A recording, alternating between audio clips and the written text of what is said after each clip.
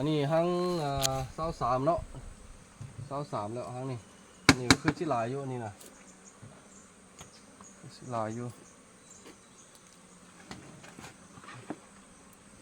ไข่ก่อน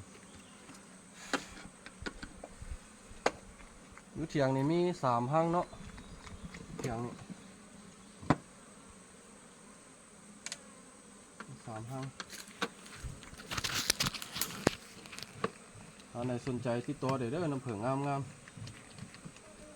ผึ้งธรรมชาติบดเลี้ยงเด้อ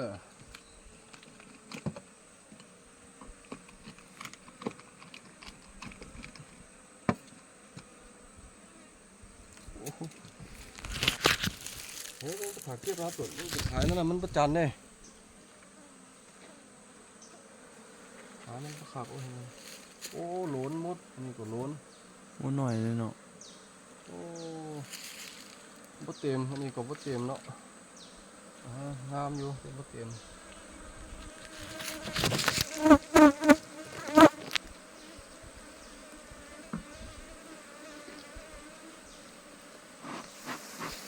ลายมันออกไปเอาก้อนมันนี่นะก้อนกับไฮทุกดีลงไป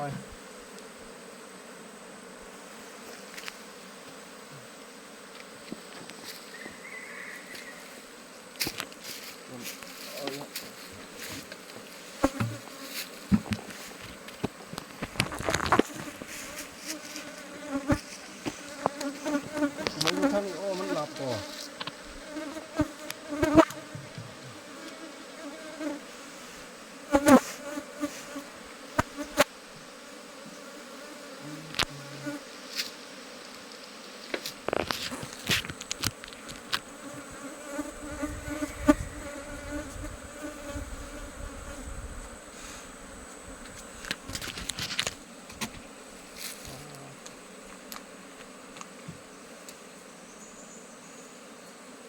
อันนี้ของงามอยู่อันนี้ของงามอยู่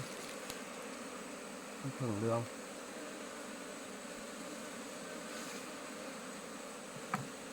ข้างที่23เนาะนี่เนาะ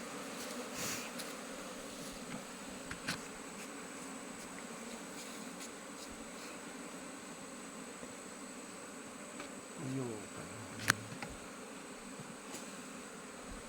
อันนี้เก็บงาอยู่อันนี้ฟาดเอาเลย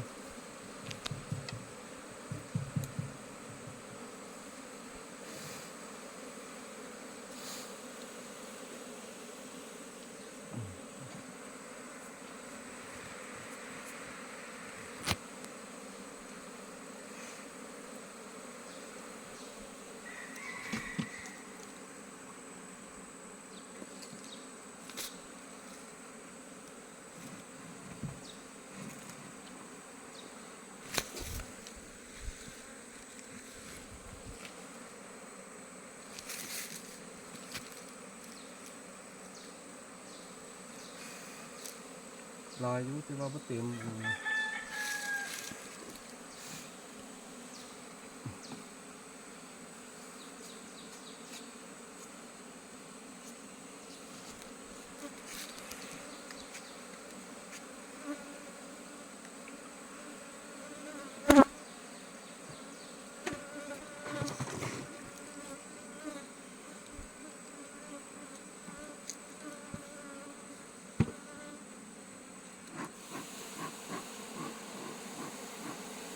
ควนก่อน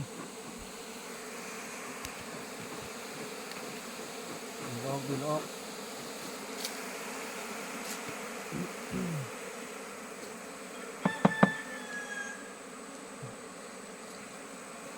กันไม่ให้เมย์มันตายลายครับต้องซื้อมา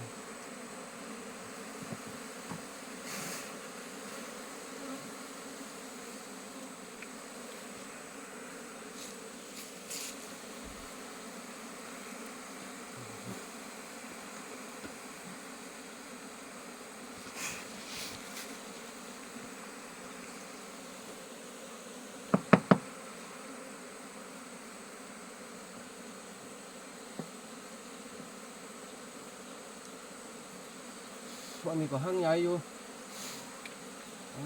นี่ก็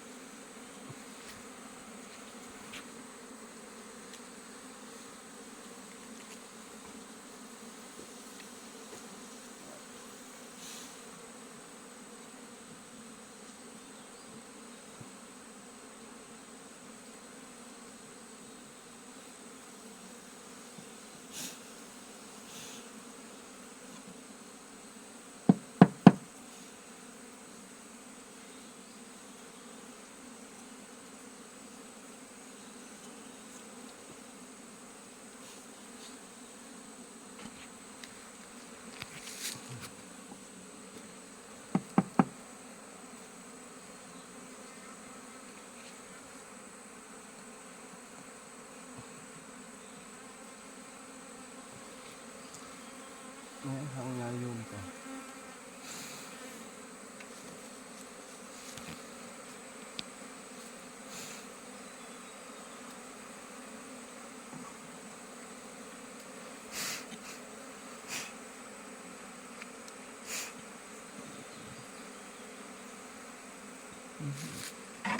โอ้ย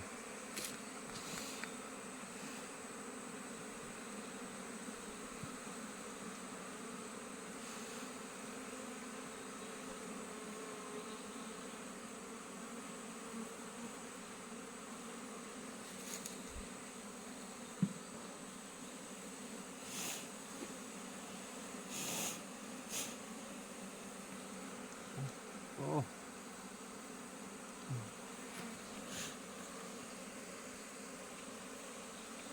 หน่อยลงหมดเลย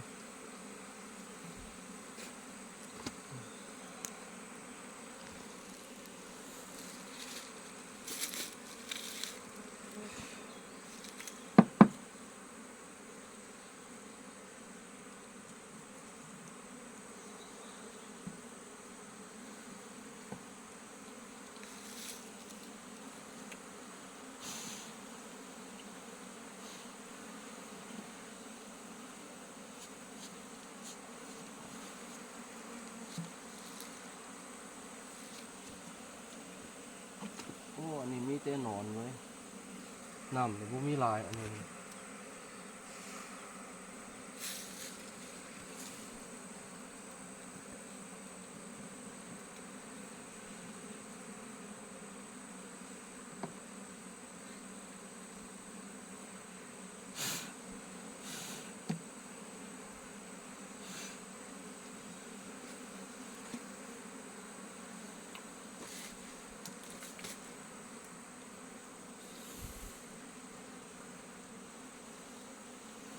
อืมอืม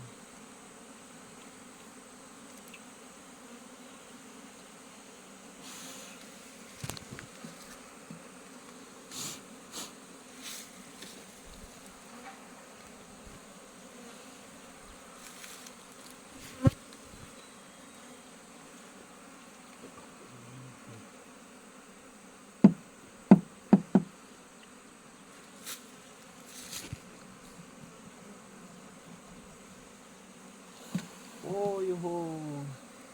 หมดแล้วพี่น้องปิดเลยจ้ะ